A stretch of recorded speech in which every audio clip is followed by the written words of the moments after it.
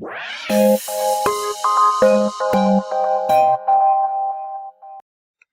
maintenant que vous connaissez les fonctionnalités pour participants et converser, je vais passer à la suite. Je vais enlever converser, participant. Encore une fois, je vous conseille vraiment d'avoir ces deux fenêtres ouvertes.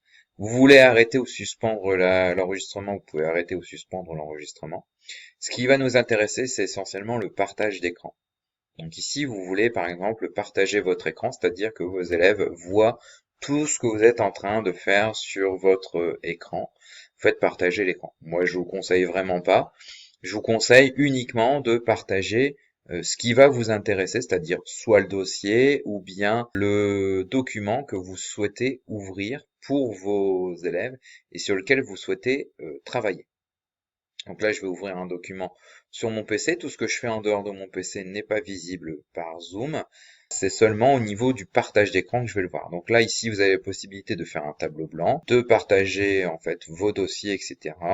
Et également afficher toutes les fenêtres.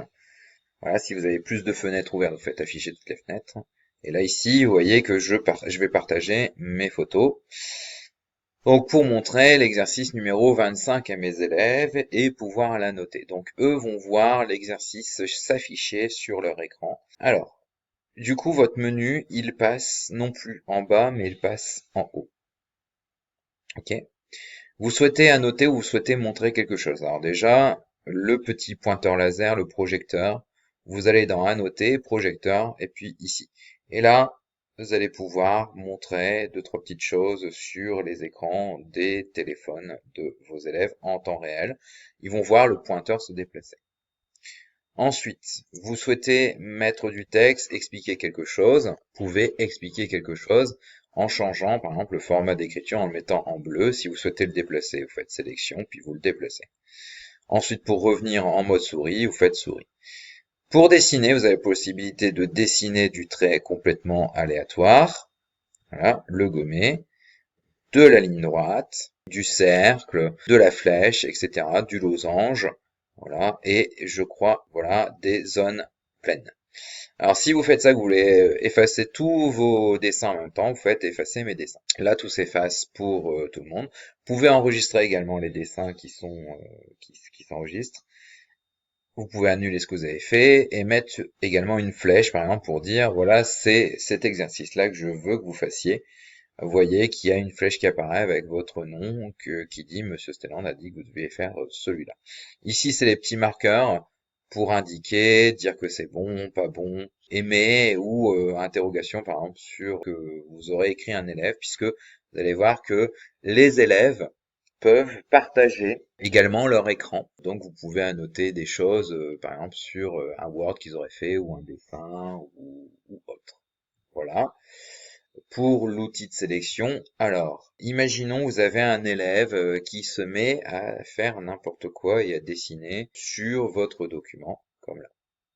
Alors ici, c'est pas moi qui fais les choses, hein, mais voilà, votre élève décide de dessiner. Eh bien, vous faites, non pas effacer tous les dessins, parce que vous effacez et les vôtres et les siens, vous faites effacer viewer dessin, et là, il va avoir les dessins complètement effacés. Alors, bah, si ça se reproduit, vous faites effacer viewer dessin, etc., etc. Alors vous pouvez également contrôle à distance, c'est-à-dire donner le contrôle à distance de votre PC aux élèves. Je ne vous le conseille vraiment pas. Voilà. Et en plus ici, vous retrouvez le converser, inviter, suspendre l'enregistrement, arrêter, désactiver les annotations des participants. Vous ne souhaitez pas que les élèves puissent annoter. Là, l'élève peut toujours tenter d'annoter votre dessin. Il ne pourra pas le faire puisque vous aurez désactivé les annotations. Donc, pour avoir votre menu à chaque fois, il faut aller en haut. Voilà. Afficher les noms des annoteurs. Comme ça, c'est pareil. Imaginons qu'il y a un élève qui fait n'importe quoi.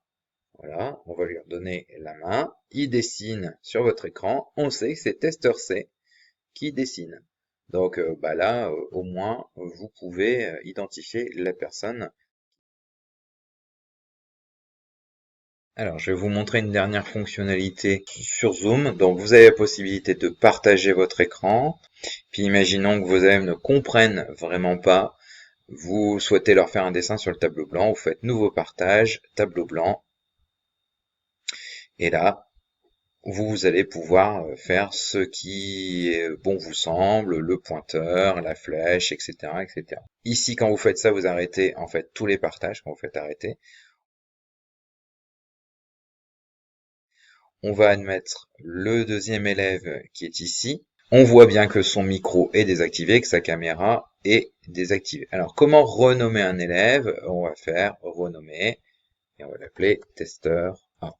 Du coup, il a été renommé par le professeur en tant que testeur A. Ensuite, vous pouvez également demander à ce que vos élèves vous donnent la main sur leur PC. C'est-à-dire, là, c'est surtout pour faire du dépannage informatique sur, par exemple, un site ou quelque chose comme ça sur lequel il aurait du mal. Vous lui dites, OK, très bien, ben, écoute, tu vas me partager ton écran.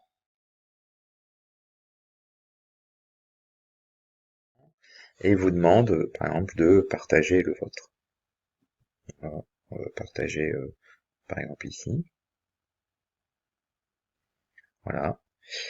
Et ici, vous pouvez donner le contrôle à distance à votre professeur. Donc vous faites contrôle à distance, donnez le contrôle de la souris et du clavier à Monsieur Stelland. Et là, donc vous pouvez bouger votre souris, mais si Monsieur Stelland prend votre souris, voilà, comme ceci, eh bien c'est lui qui prend le contrôle de votre souris et de votre clavier. Donc là, il est libre, par exemple, de naviguer comme s'il était sur votre ordinateur. Voilà. Une fois que vous voulez arrêter ce partage, vous faites arrêter, ou bien c'est lui qui arrêtera le partage. Là voilà, notre élève va commencer à nous partager son écran. Et on voit ici ce qui est affiché sur l'écran d'ordinateur de notre élève. Donc, on peut lui demander, en fait, ici dans les options d'affichage, de nous donner en fait la main. Donc vous faites demander le contrôle à distance. Vous êtes sur le point de demander le contrôle à distance, on va le demander. L'élève va donc activer le contrôle à distance. Donc c'est lui qui vous donne la main. Donc pour ça, voilà, dans Zoom il y a écrit Monsieur Stelland demande le contrôle à distance de votre écran. Si l'élève fait approuver, vous allez voir que si jamais je retourne sur Zoom, eh bien en fait, tout simplement, ici en prenant la souris de l'élève, en fait je prends le contrôle de son PC et je peux librement accéder à tout ce qu'il a sur son PC. Donc en fait, vous faites un partage et vous prenez le contrôle à distance du PC. Ça, c'est vraiment pour les aider, par exemple sur une modo, sur une fonctionnalité de Zoom, pour leur montrer ce qu'ils n'auraient pas compris. Et une fois que vous voulez arrêter le partage d'écran, vous faites arrêter le partage d'écran. Chose aussi, je vais vous montrer si vous partagez la vidéo. Si vous partagez la vidéo et que vous souhaitez, par exemple, mettre l'écran, la vidéo de votre élève qui vous montre quelque chose sur son téléphone avec sa caméra parce qu'il n'arrive pas à vous le montrer autrement, vous pouvez mettre sa vidéo en vedette. Comme ça, en fait, c'est sa vidéo à lui qui s'affichera sur tous les écrans. Vous cliquez ici sur les trois petits points. Le testeur a sa vidéo d'afficher. Vous voulez mettre sa vidéo en vedette. Vous faites soit épingler la vidéo, et comme ça, on voit ce que fait le testeur A. Pour l'enlever, vous faites détacher la vidéo ici. Ou bien, vous allez dans plus. Vous pouvez également leur permettre d'enregistrer. Vous pouvez couper leur vidéo en faisant arrêter la vidéo. Et vous pouvez mettre la vidéo en vedette. Donc c'est la même chose que épingler la vidéo si vous la mettez en vedette. Alors, par contre, si vous la mettez en vedette, vous n'aurez pas épinglé. Mais sinon, vous faites annuler la vidéo en vedette. Ensuite ici, l'affichage des galeries, donc vous pouvez afficher les intervenants, afficher en galerie, afficher en mode plein écran. Voilà, vous avez plein de possibilités. Et en tant que professeur, vous avez la possibilité d'applaudir un élève ou de lever le pouce en l'air. Ils ont également la possibilité de le faire en allant dans l'onglet réaction, applaudir, vous voyez, ou bien à lever le pouce en l'air. Voilà. Alors eux peuvent lever la main, également. Vous voyez qu'ici, ils lèvent la main. Donc, pour lever la main, vous pouvez leur demander de lever la main et baisser leur main. Et ensuite, réactiver leur micro. Voilà pour les fonctionnalités essentielles sur Zoom. Sachez que vous pouvez également déconnecter tout le monde de la réunion ou les faire quitter un par un. Là, lorsque vous allez appuyer sur la croix, bah, ça va vous dire pour que la réunion continue, veuillez désigner un animateur avant de cliquer sur quitter la réunion. Soit vous mettez fin à la réunion pour tous, soit vous quittez la réunion, ou vous faites annuler, puisque si c'est vous qui êtes l'animateur, vous mettez fin à la réunion. Si vous faites ça en co-animateur, vous pouvez décider de mettre un professeur en co-animation. Donc dans ces cas-là, il faudra faire plus et puis nommer animateur. Donc si on fait ça, ben, testeur C devient un animateur. Voilà pour les explications sur Zoom en espérant que celle-ci soit claire. Je vais donc terminer la réunion pour tout le monde.